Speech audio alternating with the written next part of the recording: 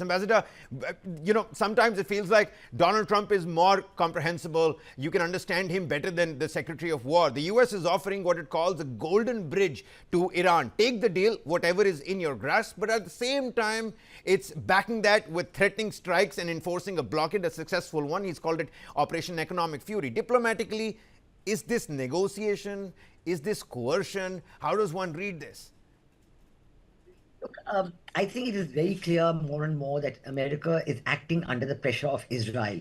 If you talk about a deal, we do not know what the objectives of the American deal are. If they are the nuclear aspect, which has been something that President Trump has been speaking about repeatedly, we know that the JCPOA in 2015, in its first line, says that Iran will never have a nuclear weapon. And there was a clear pathway right up to 2030. Then again, we know that last year also similarly a deal was being negotiated in 2015 when the attacks came on Iran's, what America thought were their nuclear facilities. And then again this February, also the same thing. Foreign Minister of Oman, who was mediating the deal between Iran and USA, said that there's been a breakthrough, that Iran has accepted all the conditions. And still the bombing started on February 28th. So actually, whether one, and then once again, fourth time in the negotiations is in Islamabad, the feedback from those negotiations are the same, that the foreign minister of Iran made a statement saying that they were very close to agreeing on the MOU. They were very close to finalizing the MOU.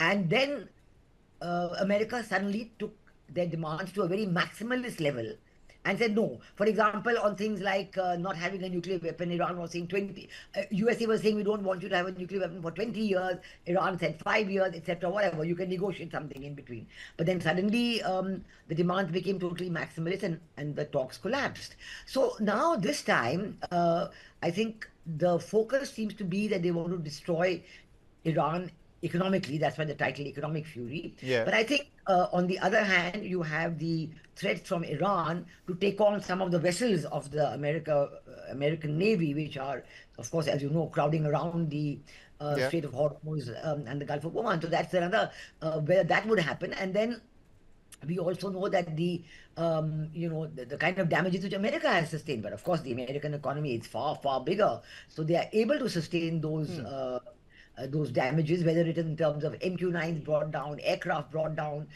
in terms of the destruction of their bases in the Middle East, and in terms of the, a lot of other damages that have been sustained, which are difficult even for the American economy to replace in terms of missiles and THAAD and so on, air defense equipment. So it is a complete standoff, no doubt about it.